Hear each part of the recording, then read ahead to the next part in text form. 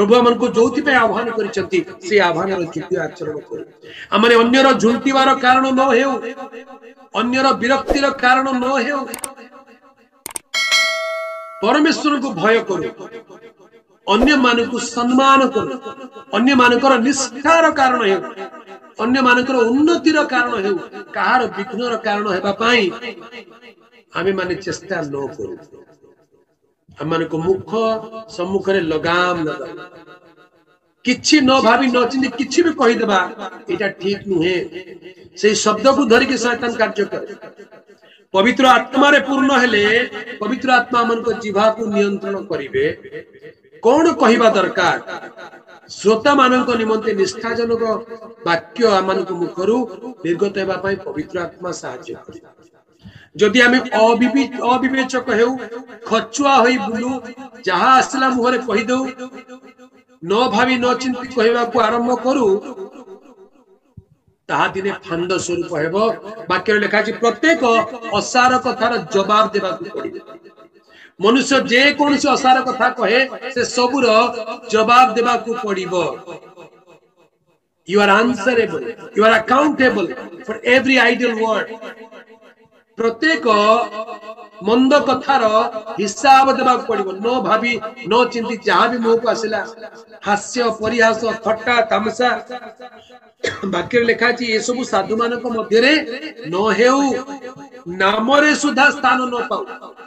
बेले बेले के थट्टा थट्टा रे बहुत कथा कहि जानती आगे एफिसियो 5 पर्व रे पढिबा एफिसियो 5 पर्व तार 3 4 या 5 पद 3 4 रु 6 पद 3 रु 6 पद किंतु व्यभिचार समस्त प्रकार असुचिता किंबा लोभ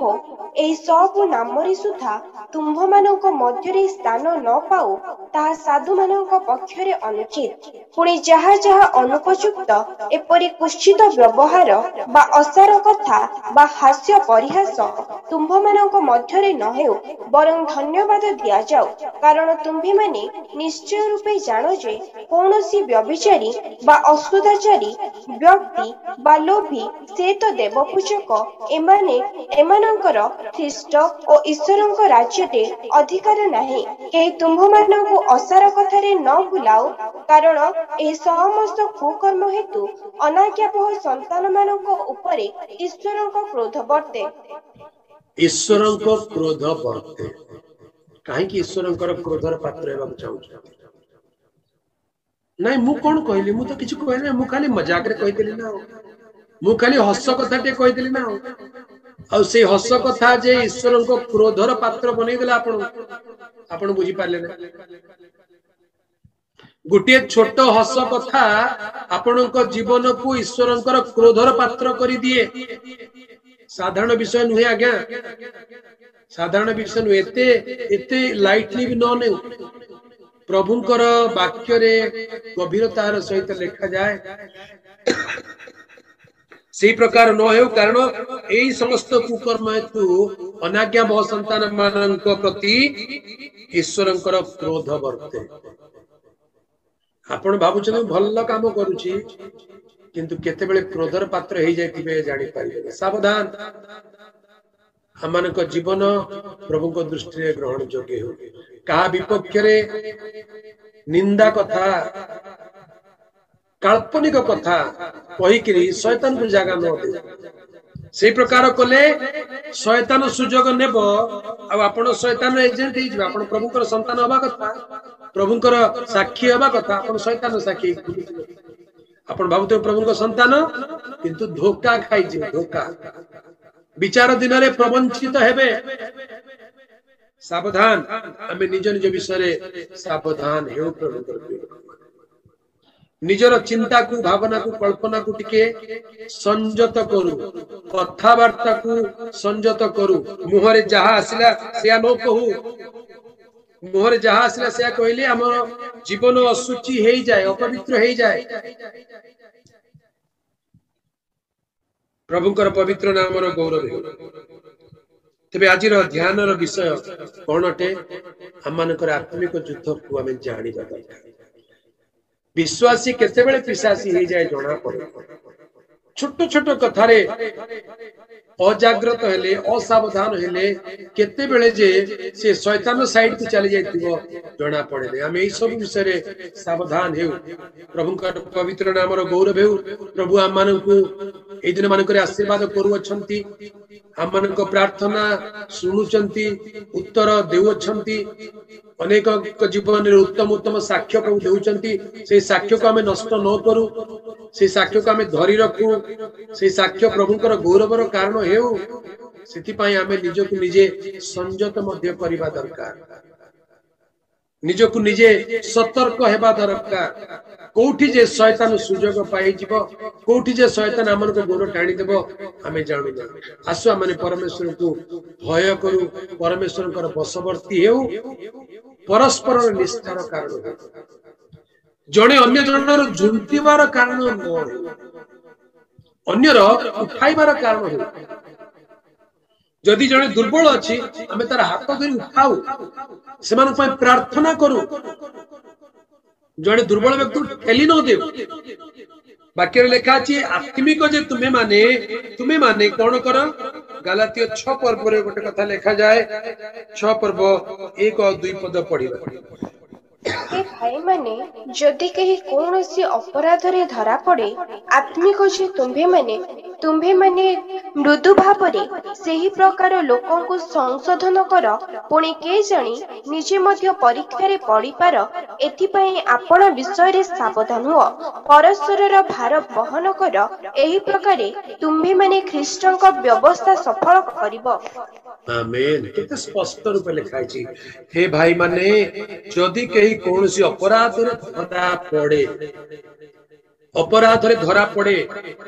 आत्मिक जे तुम्हें माने शेष ना आत्मिक नुहे आपण का आत्मिक जे तुम्हें माने मृदु भाव रे से प्रकार लोक को संशोधन कर पुणी के जानी निजे मध्य परीक्षा रे पड़ी पार एथि पई आपणा विषय सावधान हो आमे अन्य को विचार करिबा पूर्व निज विषय सावधान हेबा दरकार आपण अन्य को जो विषय विचार करछंती से परीक्षा अति शीघ्र आपण को जीवन रे आसीबो सेही परीक्षा आपण को जीवन रे आसीबो तेणु अन्य को विचार करिबा पूर्व सावधान आत्मिक जे आमे माने सावधान हेउ परस्पर रो भार बहन कर एही प्रकार तुमे माने ख्रीष्टन को व्यवस्था सफल करिबो प्रभुकर पवित्र नामर गौरव हेउ आज संध्या रे पवित्र आत्मा ए प्रकार चालन दियंती जे आमे माने हमर को आत्मिक जीवन विषय सतर्क हेउ आत्मिक जीवन को उच्छृंखल करी छाड़ी न देउ केयरलेस न हो जाओ don't take things for granted don't take people for granted लोक मान को ग्रांटेड बोली भावंतु ना हम से भाई को जा करे से भल लोक सुनी छै भूल हेले भी से क्षमा कर दो नहीं नहीं नहीं आपण को कथा प्रभु भी सुनुचंती केते बेले प्रभु आपण को कथा रे विरक्त हेबे जानि ना लेट अस बी केयरफुल हमने प्रभुकर विषय रे प्रभुकर लोक मान विषय सावधान हेउ हम निज को निजे संयत करू हमनकर चिंता कल्पना भावना को ख्रीष्टंकर शिक्षार वशीभूत करू बंदी करू एवं तांको आज्ञा अनुसार जीवन यापन करबा पई चेष्टा करू अन्य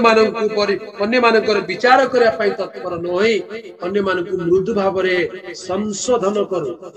साहाय्य करू चेष्टा करू वाक्य लिखा अछि यदि के संदेह रे पड़ी थांती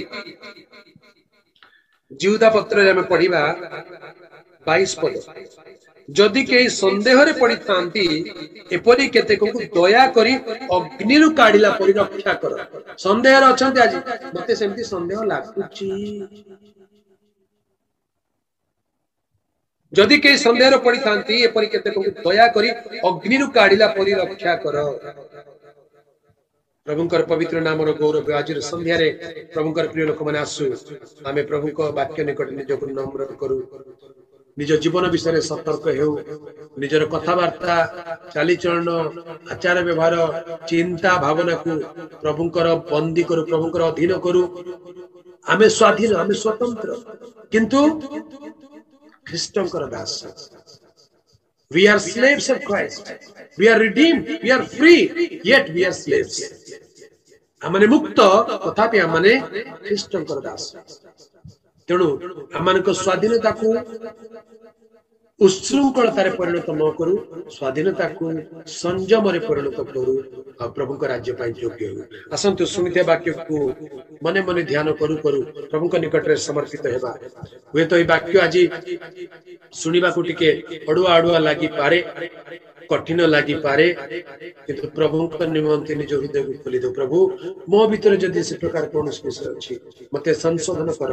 मते सुधारी दियो, मते बदलाई दियो। प्रभु आम को बदलाइबा को सक्षम अटंती, आम को सुरक्षा करने को प्रभु चाहती, आम को आत्मिक उन्नति देवा को प्रभु चाहती। आम जेतिक अच्छु तलकु न खसी आहरी ऊपर को जाऊ बोली प्रभु इच्छा करती। तेणु जो शाखा फल फले ताकू से काटी परिष्कार कर, आहरी परिष्कार करंतु प्रभु हमको आहरी काटंतु, जेपरि आमे आहरी अधिक फल फली पारिबा। आसंतु समर्पित हेबा एवं प्रभु को निकट रे निवेदन करी प्रार्थना करबा को जिबा।